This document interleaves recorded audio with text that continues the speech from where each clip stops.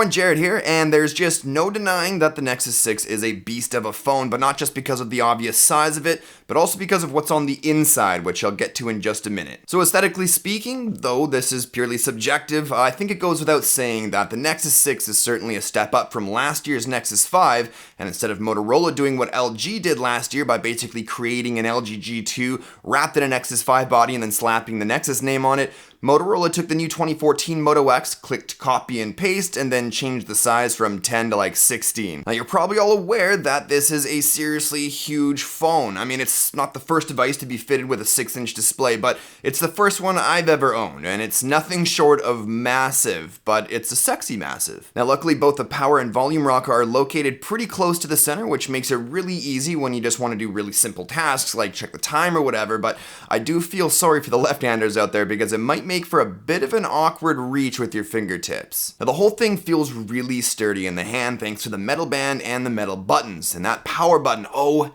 man, I love that power button. It's got the same texture that the Moto X has, which makes it really easy to silence a call while the phone's still in your pocket, for example. All you gotta do is feel. Now the curved back is pretty sweet too, not just because it's a little more comfortable to hold in the hand, but because for me, I'm stubborn and I refuse to use a two-handed phone with two hands. Now I prefer to stretch my hands, and with the Nexus 6 when I do, the curved back helps my fingertips cradle and grip right around the middle, allowing me to reach about 75% of the screen. Oh yeah, and check it out, dual front-facing stereo speakers. Now seriously, how awesome is that? I know the HTC One has had them for a couple of years now, but I've always thought it would be killer to have dual front-facing speakers on a Nexus device, and they sound awesome. Not HTC One awesome, but more than adequate and considerably better than other phones with dual front-facing speakers that I've tested in the past. So one thing that did get me though is the lack of an IR blaster. Like, since we started seeing IR blasters more or less becoming a standard in premium priced devices,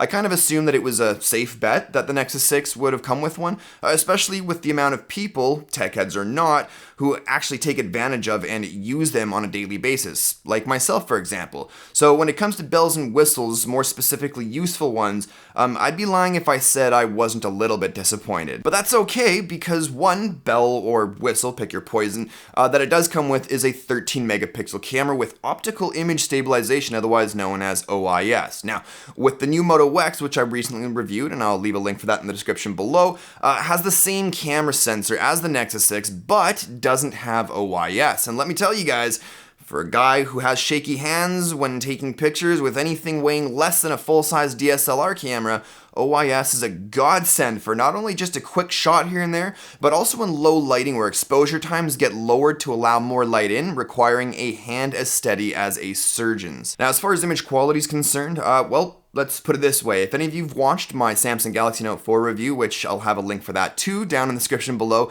you'll know that the Note 4 puts out a much higher quality looking picture than what the Moto X, or even in this case, the Nexus 6 with its optical image stabilization can. However, I did want to mention that from time to time, I did struggle with the exposure, and more specifically the tap to expose feature. And actually, this isn't the first device with the tap to expose feature to give me these issues where it's really difficult to find a good balance between over and under exposing based on the scene.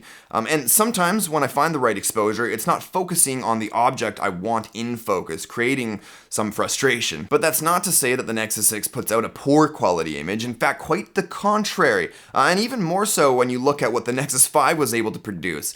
Nope.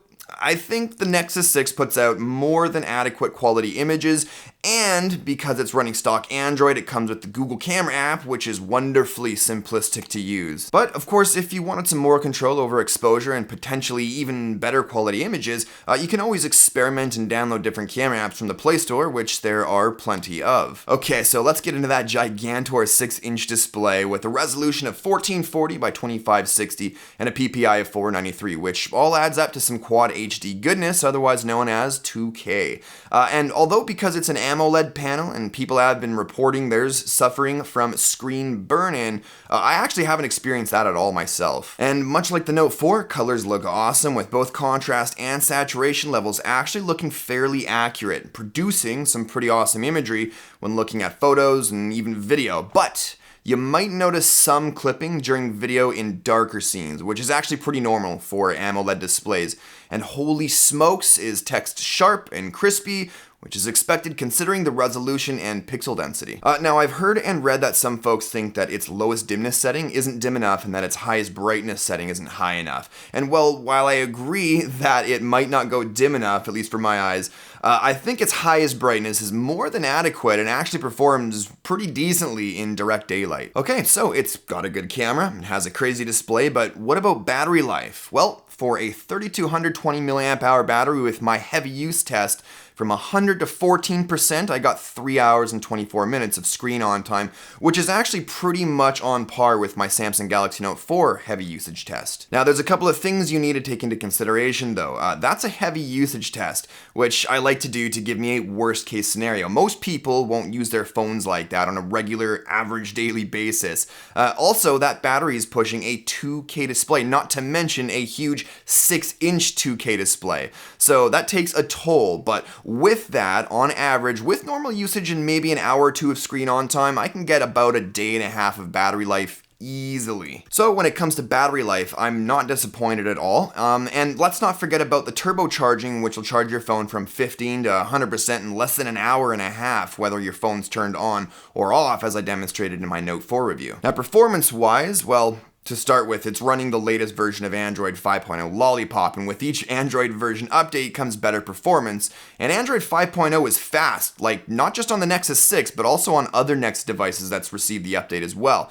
But it really shows on the Nexus 6 thanks to Qualcomm's latest and greatest Snapdragon 805 running at 2.7 GHz, a welcome 3 GB of RAM, and the new Adreno 420 GPU to keep that consistent 60 frames per second experience. Now, I don't know if you've heard this from other sources or not, but some people have said that they noticed some stuttering and frame drops. Well, I personally haven't noticed any frame drops, but from time to time there is a straight up delay in certain tasks or actions. Now, for instance, when I'm in a call and I switch to speakerphone, which I use a lot, there's this 1 to 2 second delay in response, and when it does finally switch over, it's sort of a slow, gradual volume increase, and I'm not really sure if that was done on purpose or not, but I found it annoying either way.